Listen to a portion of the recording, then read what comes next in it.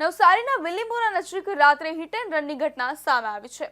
રસ્તા પર ચાલતા બે બાળકો, એક મહિલા અને બે યુવકો પર ઇકો વાન ચાલકે અડફેટે લીધા હતા, જેમાં વાનમાં કુલ 6 લોકો બેઠેલા હતા, જેમને અડફેટે લીધા હતા।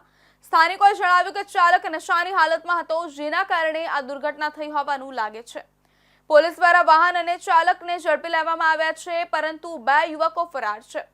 સારવાર માટે પીડિતાઓને ખાનગી હોસ્પિટલમાં ખસેડવામાં આવ્યા હતા, જ્યાં તેમની હાલત પર નજર રાખવામાં આવી રહી છે। પોલીસે ગુનો નોંધ્યો છે અને ઝડપથી વધુ તપાસ હાથ ધરી છે। નવસારી જિલ્લાના બિલીમોરા શહેર નજીક ભાઠા ગામે રાત્રે એક ગંભીર હિટ એન્ડ રનની ઘટના સામે આવી છે।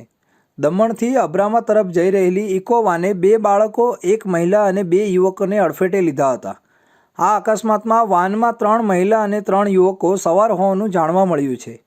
સ્થાનિક લોકોના જણાવ્યા મુજબ વાહન ચલાવનાર યુવક નશાની હાલતમાં હતો, જેના કારણે આ દુર્ઘટના સર્જાઈ હોવાની આશંકા છે। ઘટનાની જાણ થતાં બિલીમોરા પોલીસે તાત્કાલિક કાર્યવાહી હાથ ધરી અને વાહન ચાલકની અટકાયત કરી છે। જોકે વાનમાં સવાર અન્ય 2 યુવકો ઘટના સ્થળેથી ફરાર થઈ ગયા છે। પોલીસે ફરાર આરોપીઓની શોધખોળ શરૂ કરી છે અને તેમની ધરપકડ માટે તપાસને વેગ આપ્યો છે। અકસ્માતમાં ઘાયલ થયેલા તમામ પીડિતોને તાત્કાલિક નજીકની ખાનગી હોસ્પિટલમાં સારવાર માટે ખસેડવામાં આવ્યા છે, જ્યાં તેમની હાલત પર નજર રખાઈ રહી છે। પોલીસે આ મામલે ગુનો નોંધીને વધુ તપાસ શરૂ કરી છે, જેમાં નશાની હાલત, વાહનની ઝડપ અને અન્ય પરિબળોની ચકાસણી કરવામાં આવશે।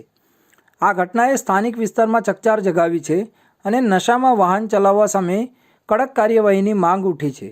પોલીસે લોકોને વાહન ચલાવતી વખતે સાવચેતી રાખવા અને નશાકારક પદાર્થોનું સેવન ટાળવા અપીલ કરી છે।